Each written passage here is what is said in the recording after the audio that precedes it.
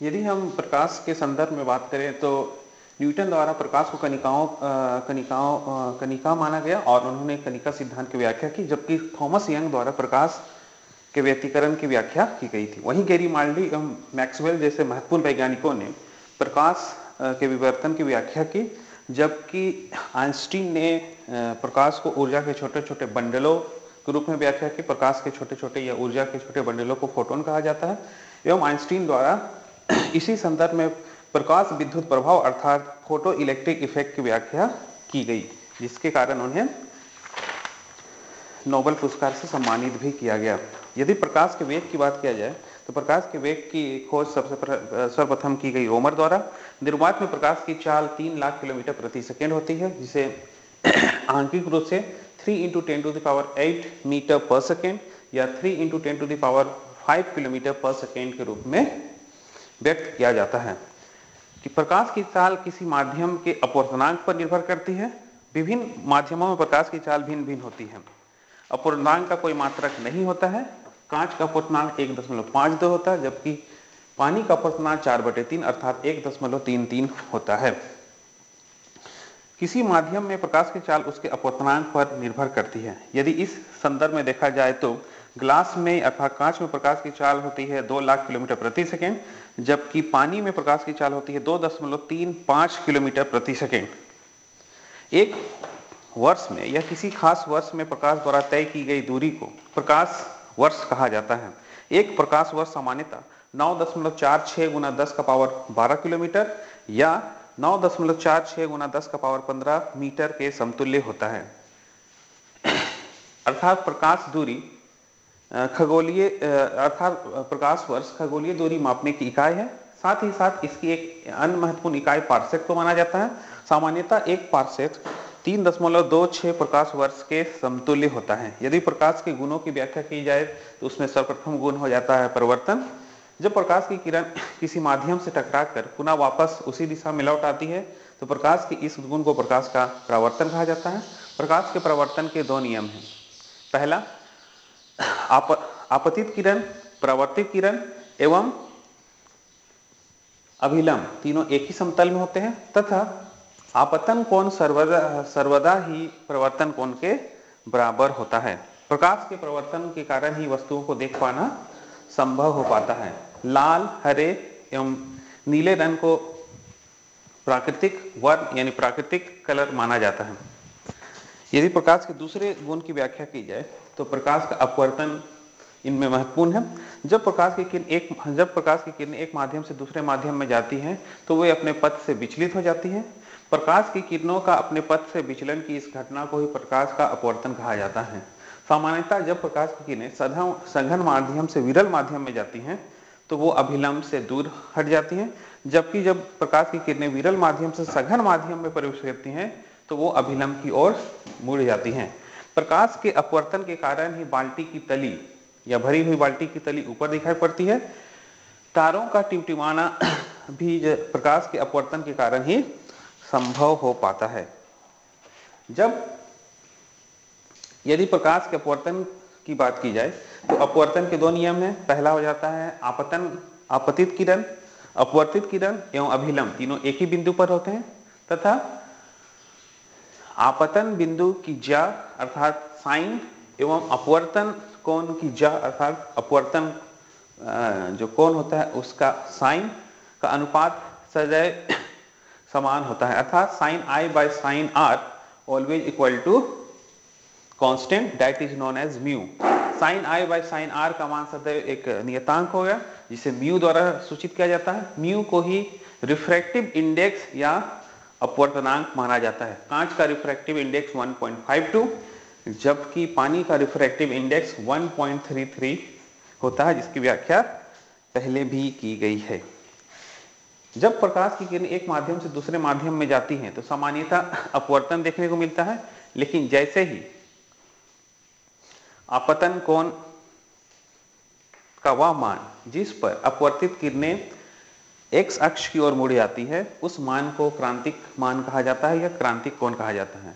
जब आपतन कोण का मान क्रांतिक कोण से अधिक हो जाता है तो प्रकाश की किरणें अपवर्तन के बजाय परिवर्तित होने लगती है, अपवर्तित होने के बजाय परिवर्तित होने लगती है। प्रकाश की एक विशिष्ट घटना को प्रकाश का पूर्ण आंतरिक परिवर्तन कहा जाता है। प्रकाश के पूर्ण आंतरिक परिवर्तन के कारण ही मृग मरीचिकाओं का बनना संभव हो पाता है। परख नली का पारा की तरह चमकना भी इसी का उदाहरण है। इंडोस्कोपी एवं ऑप्टिकल फाइबर जैसे यंत्र प्रकाश के पूर्ण आंतरिक परिवर्तन पर ही आधारित होते हैं। प्रकाश के ध्रुवीकरण के प्रभाव को कम करने के लिए अर्थात 3D यानी 3 डायमेंशनल प्रभाव को कम करने के लिए या 3D फिल्मों को देखने के लिए सामान्यतः पोलरॉइड चश्मों का प्रयोग किया जाता है। जब श्वेत प्रकाश की किरणें प्रिज्म से गुजरती हैं तो वे 7 रंगों में बंट जाती हैं। प्रकाश के 7 रंगों में बंटने की इस घटना को प्रकाश का वन विक्षेपण या डिस्पर्सन ऑफ लाइट कहा जाता है। यदि प्रकाश के वन विक्षेपण की बात की जाए तो 7 रंगों की जो पट्टी, रंगीन पट्टी पर्दे पर प्राप्त होती है, पर्दे पर प्राप्त इस 7 रंगों की पट्टी को ही स्पेक्ट्रम कहा जाता है, जिनका क्रम होगा विबग्योर, VIBGYOR। यदि विक्षेपण का बात किया जाए तो सर्वाधिक विक्षेपण देखने को मिलता है बैंगनी प्रकाश की किरणों पर, जबकि न्यूनतम विक्षेपण लाल प्रकाश की किरणों पर देखने को मिलता है। लाल प्रकाश की किरणों की चाल सर्वाधिक होती है एवं उनका तरंगदैर्घ्य भी कम होता है।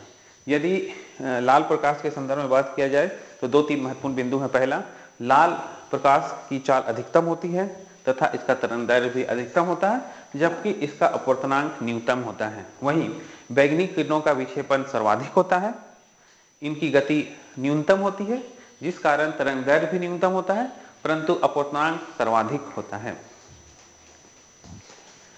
यदि प्रकाश के व्यतिकरण की बात की जाए तो प्रकाश के व्यतिकरण की खोज थॉमस यंग द्वारा की गई थी, है ना। प्रकाश के व्यतिकरण के कारण ही साबुन के बुलबुले रंगीन दिखाई पड़ते हैं। वहीं प्रकाश के प्रकीर्णन की खोज का श्रेय महत्वपूर्ण भारतीय वैज्ञानिक CV रमन को दिया जाता है। उनके द्वारा ये खोज 28 फरवरी को की गई थी। इसी संदर्भ में भारत में प्रत्येक वर्ष 28 फरवरी को राष्ट्रीय विज्ञान दिवस के रूप में मनाया जाता है। जब प्रकाश की किरणें वायुमंडल में उपस्थित धूलकणों के द्वारा सोख ली जाती हैं तो प्रकाश के बिखराव के स्रोत की घटना को प्रकीर्णन कहा जाता है। जब प्रकाश की किरणें वायुमंडल में प्रवेश करती हैं तो किरणें जो हैं वायुमंडल में उपस्थित किरणों द्वारा वो बिखर जाती हैं, प्रकाश की किरणें बिखर जाती है। प्रकाश के बिखराव के या किरणों के बिखराव की इस घटना को ही प्रकाश का प्रकीर्णन कहा जाता है। सर्वाधिक बिखराव नीले रंग का होता है, इसके कारण आकाश का रंग नीला दिखाई पड़ता है। वहीं सबसे कम प्रकीर्णन या बिखराव लाल प्रकाश का होता है। इसी कारण सूर्य डूबते या उगते वक्त, क्योंकि लाल प्रकाश का बिखराव वायुमंडल में कम होता है, इसलिए लाल प्रकाश की किरणें जब सूर्य दूर में स्थित होता है तो लाल प्रकाश की किरणें ही हम तक पहुंच पाती हैं। इसी कारण सूर्य डूबते या उगते वक्त लाल दिखाई पड़ता है, जबकि सूर्य डूबते या उगते वक्त अपने स्थानों से कुछ ऊंचा दिखाई पड़ता है। यह घटना प्रकीर्णन के कारण नहीं बल्कि अपवर्तन के कारण संभव हो पाती है। प्रकाश के अपने पथ से मुड़ने की घटना को विवर्तन कहा जाता है।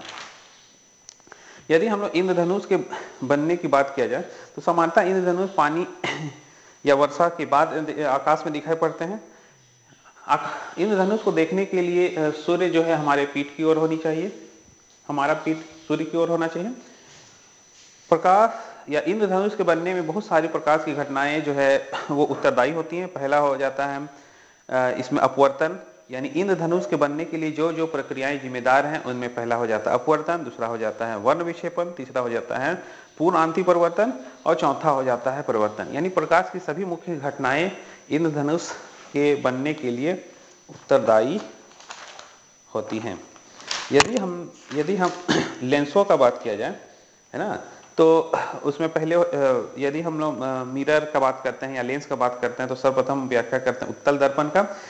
तो गोलीय दर्पण का यदि कोई गोलीय दर्पण इस प्रकार होता है कि उसके बीच का भाग उभरा हुआ होता है तो इस प्रकार के गोलीय दर्पण को हम उत्तल दर्पण के नाम से जानते हैं। यदि कोई गोलीय दर्पण इस प्रकार का हो कि उसका बीच का भाग अंदर की ओर झुका हुआ हो या अंदर की ओर घुसा हुआ हो तो इस प्रकार के गोलीय दर्पण को हम लोग अवतल दर्पण यानी कॉनकेव मिरर कहते हैं। यदि वक्रता केंद्र और वक्रता त्रिज्या की अगर बात किया जाए, है ना, या फोकस दूरी का बात किया जाए तो f equal to always equal to 2r, यानी फोकस दूरी जो होती है वो त्रिज्या की दोगुनी होती है। एक महत्वपूर्ण दर्पण का सूत्र आगे देखने को मिलता है। दर्पण का एक महत्वपूर्ण सूत्र है 1/v + 1/u equal to 1/f। यदि समतल दर्पणों का बात किया जाए तो समतल दर्पण में जो है वस्तु के समतल दर्पण में प्रतिबिंब उतनी ही दूरी पर बनता है जितनी दूरी पर वस्तु स्थित होता है। यदि समतल दर्पण की ओर कोई व्यक्ति भी चाल से चलता हुआ आ रहा है तो दर्पण पर वो उसके दुगुने वेग यानी 2v से चलता हुआ प्रतीत होगा।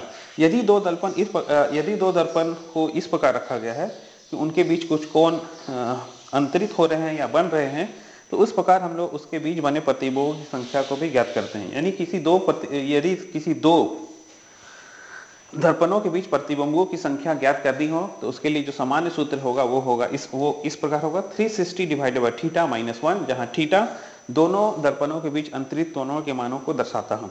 इस प्रकार यदि दो दर्पण लंबवत रखे हुए हैं या अर्थात दोनों के बीच 90 डिग्री का कोण बनता हो तो प्रतिबिंबों की संख्या हो जाएगी 360/90 - 1 यानी 4 - 1 = 3। जबकि यदि दो दर्पण समानांतर रखे हों, क्योंकि इस दौरान या इस स्थिति में कोई भी कोण क्रिएट नहीं होगा या अंतरित नहीं होगा, तो इस अवस्था में प्रतिबिंबों की संख्या हो जाएगी 360/0 - 1 यानी इंफिनिटी माइनस 1 यानी इंफिनिटी। तो इस प्रकार हम लोग जो है 60 डिग्री के लिए मान होगा 5, तो हम लोग इस प्रकार इसको निर्धारित कर सकते हैं।